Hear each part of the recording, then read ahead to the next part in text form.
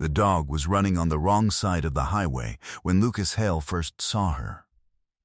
A small tan and white beagle, maybe 30 pounds, one ear turned inside out from the wind, sprinting along the gravel shoulder of Route 12 outside Harlan, Montana, with the kind of desperate, directionless energy that meant she had been running for a long time. Lucas noticed the dog the way combat veterans notice things, peripherally, without drama. The instant something is wrong before the mind has finished forming the question. What made him ease off the accelerator was not the dog. It was what Shadow did. Shadow had been riding in the passenger seat with his head turned toward the glass, watching the highway margin the way he always did when they drove, not casually, but with the particular systematic attention of a dog who had spent 4 years clearing buildings and scanning compounds and understanding that the world did not stay safe on its own. When the beagle came into view, Shadow turned from the window and looked directly at Lucas. Not at the dog. At Lucas.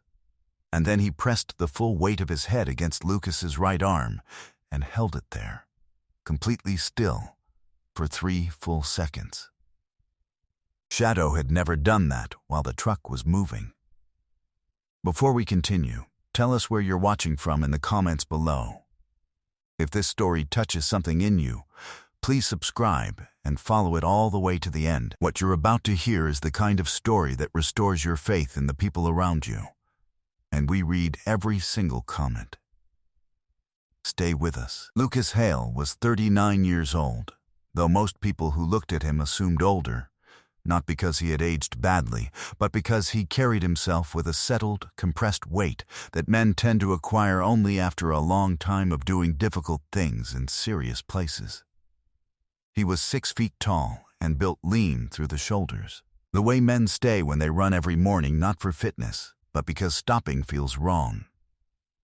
His hair was dark brown and cut close at the sides, and his jaw was straight and square and held a 2-day growth that he did not bother to maintain or remove.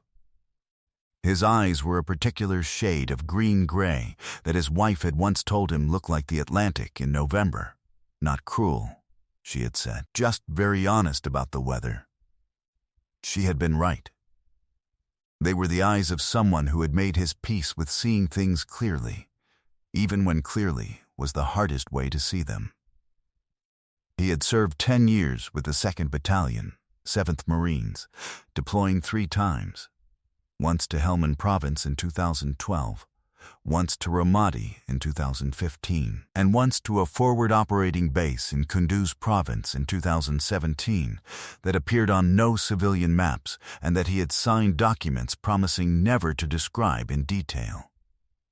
He had come home from the last deployment with a Combat Action Ribbon, a Navy and Marine Corps Achievement Medal, a piece of Taliban shrapnel in the meat of his right calf that the surgeons had elected to leave alone, and a quietness that had settled into him so completely that his own mother had asked, gently at Christmas that year, if he was still in there somewhere. He was. He had simply learned, in the way that trained men learn, that most of what passes for noise in the world is not signal, and that signal is the only thing worth spending energy on. He'd finished his enlistment in 2019 and come home to Montana and married Claire Aldridge in a small ceremony in October of that year, which had been the single best decision of his life and the only one he hadn't thought carefully before making. Claire had died 18 months ago. An aneurysm, the doctors said, with a particular gentle efficiency of people trained to deliver information that has no useful frame. She had been 36 years old. She had been laughing at something on her phone when it happened. She had been, by any measure Lucas had ever understood, the living center of everything he had built himself around after service. What you did after something like that, he had found, was mostly just keep moving. So, he had kept moving. He drove county roads. He took contract work from the Forestry Service. He ran every morning. He did not sleep well, but he slept enough. He had Shadow. Shadow was a 6-year-old German Shepherd, with a coat of deep black and sable that lay flat against his body in the cold, and caught the light in a way that made him look like he had been drawn rather than born. He weighed 82 pounds, carried entirely in his chest and shoulders and hindquarters, and he moved with a kind of clean, unhurried efficiency that expensive training and good breeding produce only when they meet a dog who was simply made for the work. His right rear leg bore a hairline scar where a vehicle blast had sent a fragment into the muscle during a route clearance in Helmand in 2016. He had been working with a different handler then, a lance corporal named Perez, who had not survived the same blast. The scar had healed flush and smooth and left a faint ridge that Lucas had memorized the way you memorize the significant geography of anything you love. He'd spent 8 months and more paperwork than 2 combat deployments combined getting Shadow through the military working dog adoption process, and he had not once questioned whether it was worth it. Shadow operated according to a logic that Lucas had spent 4 years learning to read, and still sometimes misread. He did not react to noise. He did not react to other animals, other dogs, strangers on the street. He reacted to intent and meaning, the way very experienced people learn to react to what is actually happening beneath the surface of what is happening. When Shadow pressed his head against Lucas's arm while the truck was moving and held it there, it meant something that Lucas could not name but could not ignore.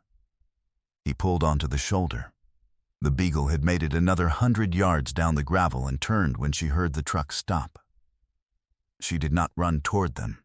She stood and looked, sides heaving, one ear still blown inside out, and her eyes held the particular wild exhaustion of an animal who has been afraid for a very long time.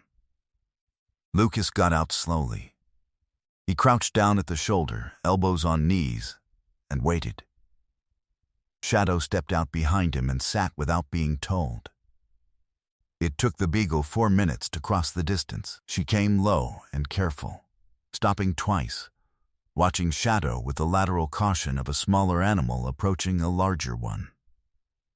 Shadow did not move. He sat perfectly still, and after the second stop, when the beagle took 3 more steps and paused again, Shadow turned his head and looked away, deliberately, as though choosing to give her something. The beagle walked the rest of the way without stopping. She wore a collar, blue nylon, fraying at the buckle. Lucas turned the tag with 2 fingers. The dog's name was Penny. The phone number on the tag had a 406 area code. Below the number, in small stamped lettering that had worn but not disappeared, Aldridge. Lucas sat back on his heels in the gravel. He read the tag again. He read it a 3rd time. The wind came across the highway and moved through the dry grass along the shoulder, and he was aware of it the way you become aware of your own breathing when something has stopped being simple. Penny put her nose against his knee and held it there. Aldridge was Claire's family name. Her parents, Robert and Janet Aldridge, had a property 14 miles northeast on a county road that turned to gravel past the second gate. Lucas had not been there in 11 months. Not since the last Christmas after Claire died, when Robert had shaken his hand at the door with the particular careful courtesy of a man trying to hold himself together in front of his son-in-law and failing moderately. And Janet had stood in the kitchen with her back to the room for most of the evening. They were not cold people. They were people who reminded him of Claire by existing, and he suspected he reminded them of her in the same way. And the space between the people you grieve with and the people you grieve alone is sometimes too wide to cross with just a truck and a pan of store-bought cookies. He called the number on the tag. It rang 7 times. He tried again. It rang through. Shadow was still sitting in the gravel, watching the tree line along the far side of the highway in the particular way he watched things when something was unresolved. His ears were fully forward, rotating in small adjustments, and his body held the upright stillness that Lucas had learned to read as attention before conclusion. Something about the dog's posture told him the tag was the beginning of the information and not the end of it. He put Penny on the back seat with a moving blanket from behind the cab and turned the truck northeast. The Aldridge property sat back from the county road behind a stand of lodgepole pines that had been planted as a windbreak 40 years ago and had grown tall enough now to make the house invisible until you were already through the gate. It was a clean property, a 2-story farmhouse sided in white that had yellowed to cream, a red barn that had been painted within the last few years, a garden along the south side that Claire had helped her mother plant out when she was 12 and had come back to add to every spring for 20 years after. Lucas had proposed to Claire sitting on the porch steps of that house in October, because October in Montana is cold enough that you understand what you're choosing to stay outside for. The gate was open when he arrived, not unlocked, open, and pulled back at a hard angle into the fence post, which meant it had been left that way in a hurry or had been open long enough that nobody had returned to close it. Penny sat up in the back seat and put her nose to the window. Shadow swung his gaze from the open gate to Lucas and back without moving his head. Robert Aldridge's truck was in the yard. The house door was open 6 inches. Lucas was out of the cab before the engine finished settling. Shadow paced beside him in the particular close formation he took when the geometry of a situation required him to stay near, ears up, body angled slightly forward. Lucas knocked on the open door and announced himself and waited 2 seconds before pushing it the rest of the way open. The kitchen was in the kind of disorder that comes from something happening fast. A chair pulled back from the table at an angle that suggested standing up in a hurry. A coffee mug on the floor, unbroken. The coffee dried to a dark ring on the linoleum. Penny's food bowl upended near the back door. Kibble scattered. The refrigerator humming. Through the window over the sink, Lucas could see the barn door open. Shadow was already moving toward the back door. Robert Aldridge was on the floor of the barn between the second and third stalls, on his back, one arm extended toward the side wall, and one folded at an angle that meant he hadn't positioned it. He was 71 years old, a former Army corporal, Korea era by 3 years. He'd enlisted in 1969 and been stationed in Germany for the full term, never seeing combat, a fact he mentioned with a self-deprecating brevity that Lucas had always respected. He was a compact, physical man with a white mustache and hands that were still broad and capable from 40 years of ranch work, and right now those hands were very still, and his face was a gray-white color that Lucas recognized with the specific speed of a man who has seen gray faces before. He was breathing, shallow and slow, but breathing. Shadow lay flat across the threshold of the stall door, not from collapse, but from choice, his body forming a low, warm barrier between Robert and the cold air moving through the open barn door. He'd done it before Lucas had crossed the distance. The dog did not look up when Lucas knelt beside Robert. He knew what his part was. Lucas called 911 first. Then, Janet's cell number from the contact list on his own phone, which still had every Aldridge number from 3 years of being family. And Janet picked up on the first ring from the grocery store in Harlan, and he told her quickly and clearly what he had found and what he had done. And she was silent for a long beat. And then said, "I knew something was wrong this morning. I just didn't go back." He told her not to drive fast. He stayed on the floor of the barn with his father-in-law and kept Robert's airway clear and talked to him in a low, even voice. Not because he knew whether Robert could hear him, but because silence in a barn in November with a man whose face is the wrong color is a thing that requires filling. He talked about the property. He talked about the pines along the road, how tall they'd gotten. He talked about the garden. He talked, for a while, about Claire, about the October she'd planted the second row of raised beds along the south wall, about the way she'd come inside with dirt up to her elbows and announced that she'd decided the garden needed a peach tree, which made no botanical sense whatsoever for Montana, and how Robert had laughed about it for 3 days. Lucas talked, and Shadow lay at the barn door, and Penny had found her way into the barn at some point, and lay pressed against Robert's far side with her chin on his forearm, and the three of them stayed in that arrangement until the ambulance lights moved through the pine stand and turned the barn wall red and white. Robert Aldridge had suffered a major cardiac event. The paramedics stabilized him on the barn floor and had him in the ambulance within 11 minutes. Janet arrived at the gate the same moment the ambulance left it, and Lucas walked her to her car and told her what he knew, all of it. And she gripped his forearm with both hands and looked at him with the expression of a woman who had been bracing against something for a long time and had found, unexpectedly, a wall to lean against instead. "You found Penny on the highway," she said. It was not quite a question. "Shadow found Penny," Lucas said. "I just drove." Janet looked at the German shepherd, who sat beside Lucas in the yard with his ears forward and his eyes on the road the ambulance had taken, and something moved across her face that she didn't name and didn't need to. "She got out this morning," Janet said. "I thought I'd put the latch down. I drove past looking for her and couldn't find her and had to get to the store before it closed." She paused. "If she hadn't been on the road, she was," Lucas said. "That's enough."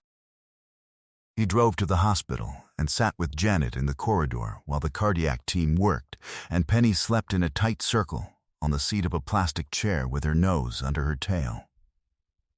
Shadow lay on the floor at Lucas's feet and pressed his flank against Lucas's shin the way he sometimes did on the hard evenings, not dramatically, not in a way that required acknowledgement, just present, warm, definite.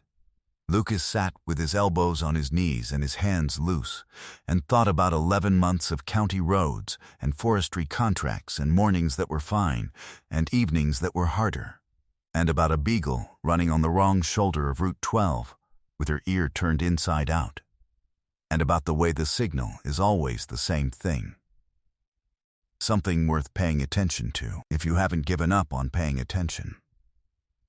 Robert Aldridge spent 6 days in the cardiac unit at Harlan Regional before being transferred to a rehabilitation program in Billings. The blockage had been significant and the surgery complex, but the outcome, the cardiologist told Janet, had been considerably better than it would have been with any additional delay. Robert told Lucas this himself, from his hospital bed, in the particular straightforward way of men who have decided to be direct about things while they still can. He shook Lucas's hand and held it for a moment longer than necessary and said only, "I'm glad you turned around." Lucas said he hadn't been the one to make that call. Robert looked at Shadow, who was sitting beside the bed with his chin resting on the mattress edge, and nodded. "Claire always liked that dog," Robert said. Lucas was quiet for a moment. "She never met him," he said. Robert looked at Shadow for another long moment. "I know," he said. "Penny went home with Janet. She had always been Janet's dog technically, a gift from Claire 3 years before. A small celebration of something ordinary that Claire had decided deserved celebrating, because that was the kind of person she had been. Penny slept at the foot of the bed now, Janet told Lucas at Thanksgiving. The first Thanksgiving he had driven the 14 miles to have at that table in over a year. She brought her toys into the kitchen while Janet cooked. She sat on the porch steps in the afternoon and watched the road with the particular faithful patience of a small dog who believes that the person she is waiting for is simply taking longer than expected to arrive. Lucas understood that. He sat on those same steps in November, the cold coming off the mountain and the pine stand dark against the sky, and Shadow put his head on Lucas's knee and held it there, the same weight, the same stillness, and Lucas looked out at the road and thought about signals and about what it means to follow them. And about how some promises you make to people who are gone are kept not in grand gestures, but in the small daily discipline of not looking away when you see something that needs to be seen. By February, he had repaired the barn latch. He'd fixed the garden gate as well, and rehung the second stall door that had been listing since September. He came on Saturdays, mostly, and sometimes stayed for dinner. Robert was home from rehabilitation and walking well, and had started, carefully and without fanfare, to accept help with the heavier maintenance work in the way that strong men eventually accept it, by pretending it is purely a practical decision and having the grace to let that pretense stand. Janet made coffee that was strong enough to mean something, and Penny met Lucas at the truck door every Saturday with the unironic full-body joy of a beagle who has decided that your arrival is one of the reliable good things and plans to respond to it accordingly for the rest of her life. Shadow and Penny had an arrangement that defied easy description. Shadow was 8 times Penny's size and had cleared buildings and tracked threats in 2 countries, and he navigated Penny's proximity with the patient, deliberate courtesy of a large animal who has decided that a smaller one has earned the right to be near. Penny, for her part, approached Shadow with the cheerful confidence of a dog who had absolutely no information about his history and was not interested in acquiring any. They slept in the same room on Saturday nights, Shadow along the wall and Penny pressed against him at an angle, and neither of them appeared to find this arrangement noteworthy. On a Saturday in late March, with the frost still on the grass in the morning but the light going longer in the evenings, Lucas sat on the porch steps and watched Shadow run the perimeter of the property. Not patrol, not duty, just the particular full-body ease of a dog given space and using it.